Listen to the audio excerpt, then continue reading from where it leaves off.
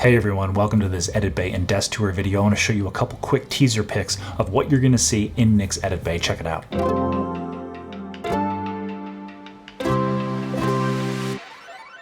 Now, if that doesn't make you want to stick around through this entire video, I don't know what will, but be sure to stick around to the end of the video where I touch on Nick's storage solutions for his workflow. We weren't able to talk about that in the actual interview, but I'm going to touch on that for all of you so you understand what he's using for storage. Now, it has been 2 years and 2 months since I have been in Los Angeles, California, and it was a really special trip to go back just a few weeks ago. Took a lot of long walks, had some great coffee, and had some incredible meals out with Nick and his wife. This was a much needed trip, and I knew for the first time, now that I have this YouTube channel and all of you enjoying my content, I had to do something to profile Nick's Edit Bay setup. Now, Nick's Edit Bay has been a huge inspiration for my workflow and what you see in my Edit Bay when I do my desk tour videos and show you my editing workflow. So I want you to see where it all came from and the person who really mentored me in my early days in post-production to not only do the video editing that we did for the concert tours we worked on, but also to understand how to be more efficient in every aspect of your workflow. Nick is a true professional at that, so you'll want to be sure you watch the entire video. Enough of me yammering on about all this, let's get to the video. Check it out.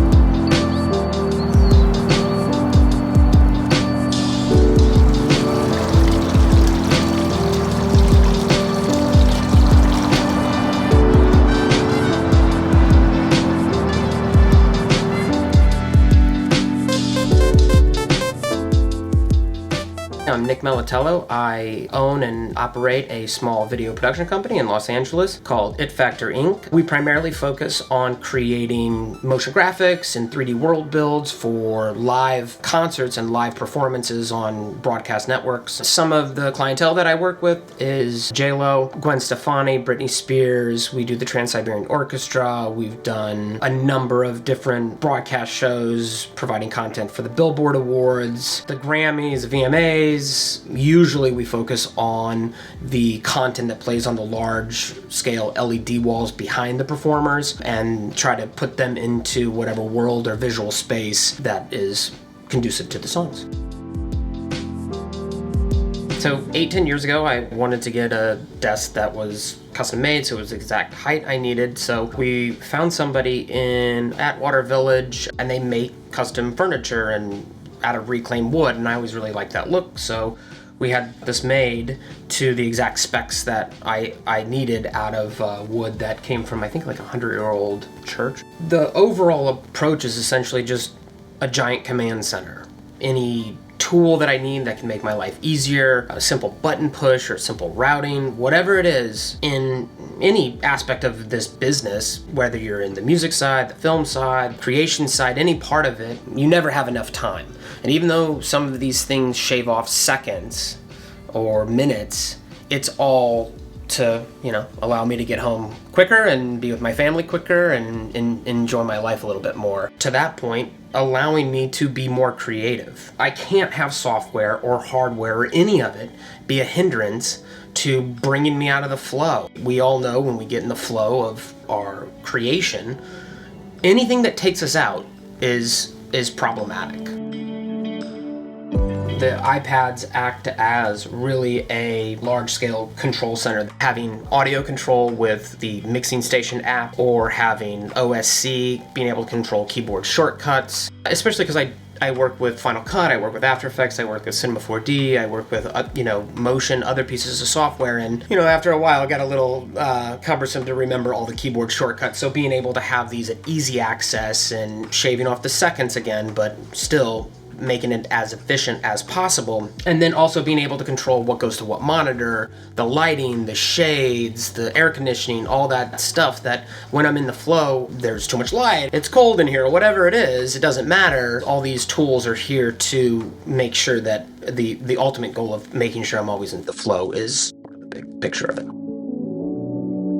So on the first iPad, I have an app, it's called Mixing Station. It's a third-party app that controls the X32 Behringer audio hub of my entire studio. That actually works in conjunction with Audio Hijack, which allows me to split apps up into different faders so I can have, again, the most control. To me, I hate the idea whenever I'm mixing audio or listening to something and the volume's pretty low in, Final Cut or something like that, and I've had it many times before where if it's all on the same channel, you get a text message and that, blows through these speakers and these speakers can really, really pop if something that comes through. So I try to avoid that. On the second iPad is OSC is the one that I'm currently using, and I like it a lot. You can customize the buttons, you can move different pages around, and you can really make it your own. On the iPad 3, I'm using Apple Shortcuts to be able to control a variety of different HomeKit things or IR sensors or air conditioning or shades or whatever it is. The third iPad is a little bit more of like the essential control of the room.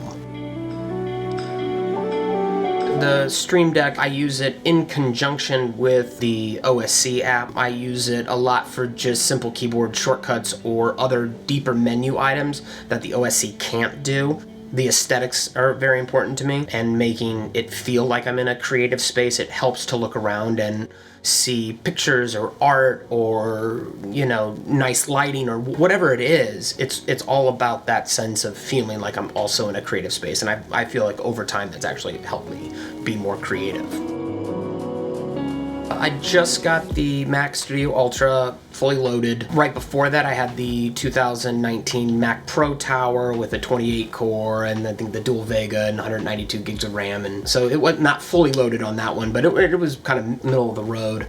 And then right before that, I had the trash can. The Mac Pro Tower was amazing. It was great. It was very powerful. Problem was, can't take it anywhere easily. I mean, I love the Mac trash can because I could put it in a carry-on and I could ship a monitor ahead of me. And during that transit time, I would have the trash can with me in the studio all the way up until the day I left. I couldn't really do that efficiently or economically with the Mac Pro Tower because it weighed like 80 pounds and it's huge. Then I'm trusting one of the shipping services to not lose it or delay it. A lot of my timelines are very compressed as far as when I get on site, the amount of turnaround time that I have, so losing a day can be massively detrimental to my workflow. I was very excited, like many, when the Mac Studio came out. My big thing was making sure that it could handle Cinema 4D just about equal to the 28-core Mac Pro Tower, and so far in the initial tests, it seems like it's pretty comparable with all the rendering speed. And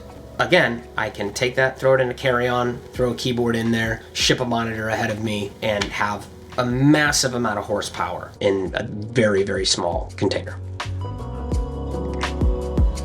My studio monitors are the Focal Twin 6BEs. I had quite a few different studio monitors over time, and they all sound really great and really clean. And then I wanted something with a little more punch, and I started going through one by one, and I actually just plugged my my iPhone in at the time because I was like, I don't want to hear something that's perfect. I want to hear what some compressed audio or somewhat compressed audio sounds like. And when I heard these, I remember specifically asking the guy at the store, I was like, do you have like a sub turned on? Like, where's all this extra depth coming from? Like, I just did not hear it in any of the other speakers. Again, they all sounded great, but there was something really, really unique and special about these, and then I was like, well, I gotta have these now. Also, for me, I primarily deal in live music production, but I wanted to have that richness of the PA system so that when I'm on site actually testing this stuff, I'm getting the same feeling of like what musical hits are there or what audio pushes are coming through that PA system,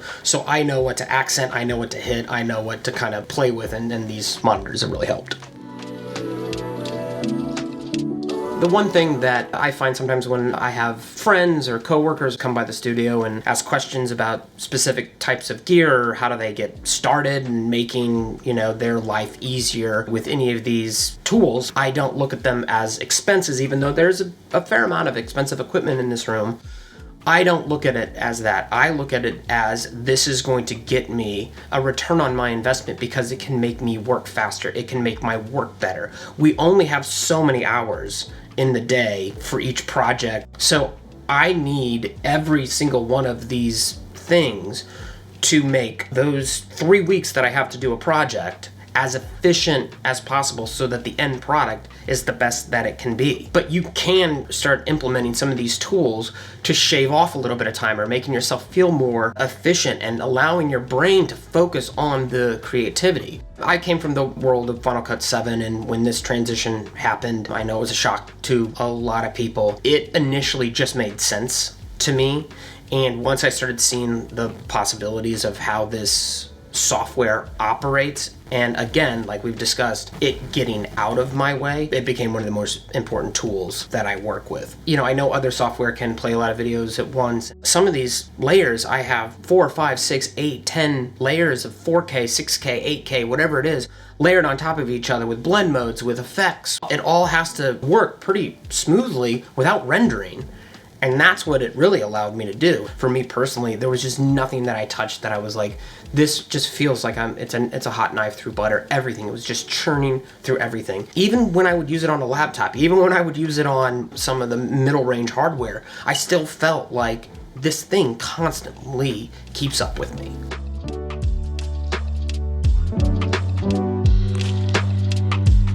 I hope you all enjoyed that edit bay and desk setup tour. One thing that we didn't touch on during the video was what Nick's storage situation was. Now, part of the reason we didn't film it in this space is because his hard drives are actually kept down in his basement. Nick has a small unfinished basement that not only houses his render farm for all of his 3D rendering that he does with Cinema 4D, but he also has all of his large storage devices down there. So let's touch on the 3 storage devices Nick uses and what their role in his workflow is. First up, Nick has a RAID OWC 8-bay Thunder Bay 8 with 56 terabytes of storage. This is his main online drive for all of his current projects. Then Nick has a RAID OWC Express 4 M2 with 8 terabytes, and he uses this as his main work drive. So whatever project he's currently working on, he's editing off of this drive. And then lastly, he has a LaCie 12 big RAID array with 44 terabytes of storage. And what that drive does is it serves to back up the other 2 drives. Now, even though it has less storage than the combined storage of the other 2 RAIDs, Nick often doesn't have those main RAIDs maxed out at 56 and 8 terabytes apiece. There's usually quite a bit less than that, so the 44 terabytes on the LaCie are more than enough to back up those drives every single day at the end of his work day. If you have any additional questions about Nick's storage, don't hesitate to drop anything in the comments. I'm happy to reach out to Nick and help answer any of the questions that you might have. I'll put Nick's social media info here at the bottom of the screen and down in the description below, so feel free to follow him and track along what he and It Factor Inc. are doing with the content creation that he does. I certainly hope you all liked this video. Click the like button if you did. If you're not subscribed to my channel and love all this content about Apple Tech, Final Cut Pro, and filmmaking, definitely subscribe. We'd love to have you be a part of the channel. I think that's going to do it for this one. Until the next one, everyone, I'll see y'all soon. And don't forget, keep chopping that broccoli.